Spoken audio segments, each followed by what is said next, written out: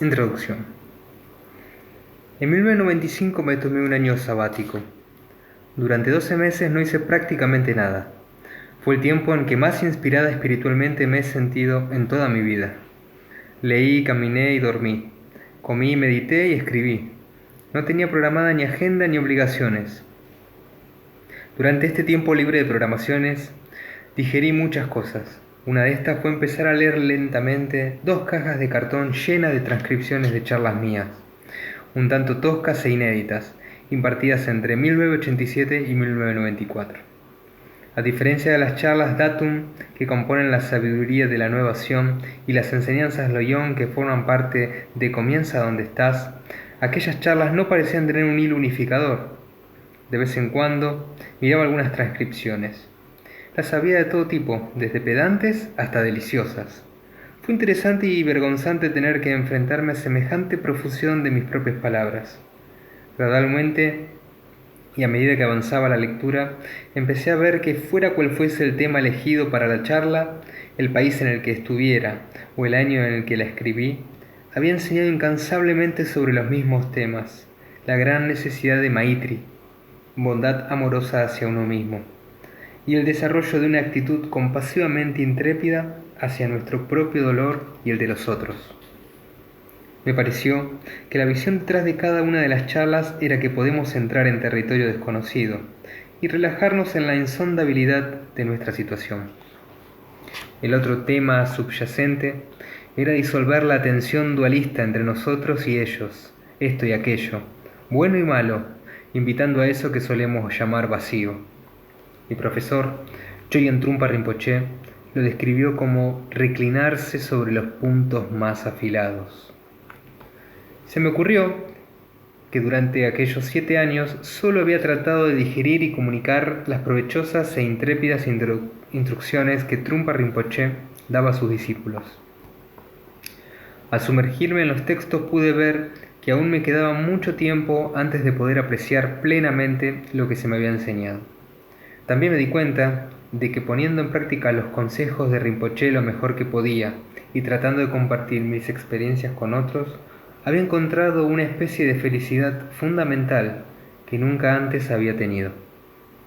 Me dio risa comprobar que, tal como él solía decir, hacernos amigos de nuestros demonios y de las inseguridades que les acompañan nos lleva a una relajación y alegría muy simples y nunca suficientemente valoradas. Hacia mediados de año, mi editora Emily Hill Bunsell me preguntó si tenía alguna charla más que pudiera ser utilizable para un tercer libro. Le envié aquella caja de cartón. Leyó las transcripciones y se sintió inspirada para decir a Shambhala Publications: tenemos otro libro. A lo largo de los 6 meses siguientes, Emily seleccionó, borró y editó, y yo pude darme el lujo de reelaborar a mi gusto cada capítulo. Cuando no estaba descansando, mirando al mar o caminando por las colinas, me absorbía totalmente en estas charlas. Rinpoche me dio una vez el consejo de relajarme y escribir. En aquellos tiempos no parecía que pudiera hacer ninguna de las dos cosas, pero años después allí estaba, siguiendo sus instrucciones. El resultado de esta colaboración con Emily y de mi año de no hacer nada es este libro. Ojalá te estimule a serenarte en tu vida y a tomar estas enseñanzas con honestidad, bondad y valentía. Si vives una vida caótica y llena de tensiones, aquí hay muchos consejos para ti. Si estás experimentando una transición, si sufres alguna pérdida o te sientes básicamente inquieto, estas enseñanzas están hechas a tu medida. El punto clave es que todos necesitamos que se nos recuerde y se nos anime a relajarnos ante cualquier cosa que surja y que llevemos al sendero todo lo que encontramos. Al poner estas instrucciones en práctica, nos unimos a un largo linaje de profesores y estudiantes que han hecho que el Dharma del Buda sea relevante en medio de las subidas y bajadas de sus vidas cotidianas. De la misma forma que se hicieron amigos de sus egos y descubrieron su mente sabia, también podemos hacerlo nosotros.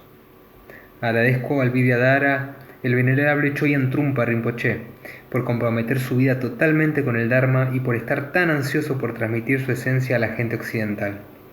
Ojalá la inspiración recibida de él pueda contagiarse y que nosotros, como él, llevemos la vida del Bodhisattva sin olvidar su declaración: de que el caos debe ser considerado como una muy buena nueva. Capítulo 1. Intimar con el miedo. El miedo es la reacción natural al acercarse a la verdad. Embarcarse en el camino espiritual es como meterse en un bote muy pequeño y aventurarse en el océano en busca de tierras desconocidas. Cuando practicamos de todo corazón nos sentimos inspirados, pero antes o después acabamos encontrándonos con el miedo. Pensamos que al llegar al horizonte estaremos en el fin del mundo y nos caeremos al vacío. Como todo explorador nos sentimos atraídos a descubrir lo que nos está esperando allá afuera, sin saber aún si tendremos el valor necesario para hacerle frente. Si nos interesamos por el budismo y decidimos descubrir lo que tiene que ofrecernos, pronto descubriremos en su oferta varios matices distintos. En la meditación intuitiva comenzamos practicando la conciencia del instante, estar plenamente presentes en todas nuestras actividades y pensamientos. En la práctica del Zen escuchamos las enseñanzas sobre el vacío y enfrentamos el reto de conectar con una claridad mental abierta e ilimitada. Las enseñanzas del Vajrayana nos introducen a trabajar con la energía en todas las situaciones y nos hacen ver que cualquier cosa que surja es inseparable del estado de despertar. Cualquiera de los planteamientos anteriores puede engancharnos y entusiasmarnos para continuar explorando, pero si queremos profundizar y seguir practicando sin vacilación, inevitablemente llegará un momento en que sentiremos miedo. El miedo es una experiencia universal, lo sienten hasta los insectos más pequeños. Cuando vamos chapoteando entre los charcos que quedan tras la bajada de la marea y acercamos el dedo a los cuerpos suaves y abiertos de las anémonas, podemos ver cómo se cierran. Lo mismo les ocurre espontáneamente a todos los demás animales. Sentir miedo cuando nos enfrentamos a lo desconocido no es algo terrible, más bien es una parte integral del hecho de estar vivos y que todos compartimos. Reaccionamos ante la posibilidad de encontrarnos con la soledad, con la muerte, ante la posibilidad de no tener nada a lo que agarrarnos. El miedo es una reacción natural al acercarse a la verdad. Pero si nos comprometemos a quedarnos donde estamos, nuestra experiencia se vuelve muy vívida. Las cosas se ven muy claras cuando no hay escape posible. Mientras estaba en un largo retiro tuve una revelación que pareció conmover cielos y tierra. No podemos estar en el presente y al mismo tiempo planificar nuestra vida. Ya sé que parece algo muy evidente, pero cuando descubres algo así por ti mismo te cambia. La impermanencia se vuelve algo vívido en el presente, y lo mismo ocurre con la compasión, el coraje y la capacidad de maravillarse, y también con el miedo. De hecho, cualquiera que esté en el límite de lo desconocido plenamente en el presente sin punto de referencia, experimenta la ausencia de base o fundamento, de un lugar donde agarrarse. Cuando nuestra comprensión se hace más profunda, descubrimos que el presente es un lugar muy vulnerable, lo que puede ser una experiencia absolutamente enervante y al mismo tiempo absolutamente tierna. Cuando empezamos nuestra exploración, tenemos todo tipo de ideales y expectativas. Buscamos respuestas que satisfagan el hambre que hemos sentido durante largo tiempo, pero lo último que deseamos es que nos vuelvan a hablar del hombre del saco. Evidentemente, la gente intenta avisarnos. Recuerdo que la primera vez que me dieron instrucciones de meditación, la profesora me describió la técnica, me dio las instrucciones necesarias para la práctica y luego añadió: pero por favor, no salgas de aquí pensando que la meditación te va a dar unas vacaciones de la irritación. De alguna manera, todas las advertencias del mundo no llegan a disuadirnos, de hecho, nos acercan más al sendero. De lo que estamos hablando es de llegar a conocer el miedo, de familiarizarnos con él, de mirarlo directamente a los ojos, no como una forma de resolver los problemas, sino como una manera de deshacer completamente las viejas maneras de ver, oír, oler, saborear y pensar. La verdad es que cuando realmente comencemos a hacerlo nos encontraremos con que somos humillados continuamente. No va a quedar mucho espacio para la arrogancia que resulta de aferrarnos a nuestros ideales. La arrogancia, que inevitablemente aflorará, va a ser vapuleada de continuo por nuestro propio coraje de ir un paso más allá. Los descubrimientos que experimentaremos mediante la práctica no tienen nada que ver con ninguna creencia. Tienen mucho que ver con tener el coraje de morir continuamente. Las instrucciones sobre la conciencia del momento, la vacuidad o el trabajo con la energía apuntan hacia el mismo hecho: estar en el sitio justo cuando nos deja clavados, clavados al punto del espacio y del tiempo en el que nos encontramos. Cuando nos detenemos allí mismo y no expresamos ni reprimimos, no nos culpamos ni culpamos a los demás, nos encontramos frente a una pregunta abierta que no tiene respuesta conceptual. También nos encontramos con nuestro corazón. Un estudiante lo expresó muy elocuentemente. La naturaleza de Buda, astutamente disfrazada de miedo, nos da una patada en el culo para que estemos receptivos. En una ocasión, asistí a una conferencia sobre la experiencia espiritual que vivió un hombre en India durante la década de los 60. Nos contó que estaba absolutamente dispuesto a librarse de sus emociones negativas. Luchaba contra la ira y la lujuria, luchaba contra la pobreza, contra la pereza y el orgullo, pero sobre todo quería liberarse del miedo. Su profesor de meditación le decía una y otra vez que dejase de luchar, pero él consideraba que aquello no era más que otra manera de explicarle cómo superar los obstáculos. Finalmente el profesor lo envió a meditar en una pequeña cabaña al pie de una montaña.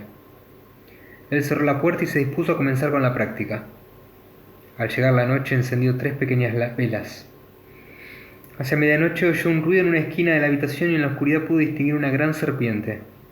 Estaba justo delante de él, balanceándose y le miraba como una cobra real. Estuvo toda la noche totalmente alerta, manteniendo los ojos en la serpiente. Tenía tanto miedo que no podía ni moverse. Solo estaban él, la serpiente y su miedo. Junto antes del amanecer se apagó la última vela, y él empezó a llorar. Pero no lloraba de desesperación, sino de ternura. Sintió el anhelo de todas las personas y animales del mundo. Conoció su lucha y su alienación. Todas sus meditaciones no habían sido más que lucha y separación. Entonces aceptó, verdaderamente aceptó de todo corazón, que era iracundo y celoso, que se resistía y luchaba, y que tenía miedo. También aceptó que era un ser precioso más allá de toda medida, sabio y estúpido, rico y pobre, y totalmente insondable. Se sentía tan agradecido que se levantó en medio de la oscuridad total, caminó hacia la serpiente y le hizo una reverencia. A continuación se tumbó en el suelo y se quedó profundamente dormido. Cuando despertó, la serpiente había desaparecido. Nunca supo si se lo había imaginado o si realmente había sucedido, pero no parecía importarle mucho. Como dijo al final de la conferencia, el contacto íntimo con el miedo hizo que sus dramas personales se colapsaran, y finalmente el mundo que le rodeaba pudo llegar hasta él. Nadie nos dice nunca que debemos dejar de huir del miedo. Raras veces se nos dice que nos acerquemos más, que sigamos allí, que nos familiaricemos con él. En una ocasión le pregunté al maestro Zen Kobun Chino Roshi cómo se relacionaba con el miedo y me dijo: concuerdo con él, concuerdo. Pero el consejo que solemos recibir es el de edulcorarlo, diluirlo, tomar una píldora o distraernos, cualquier cosa para hacerlo desaparecer. En realidad, no hace falta que nos animen a hacer ese tipo de cosas, porque lo que solemos hacer de modo natural es disociarnos del miedo. Ante la menor insinuación de su presencia nos descentramos y nos evadimos. Cuando sentimos que viene, desaparecemos.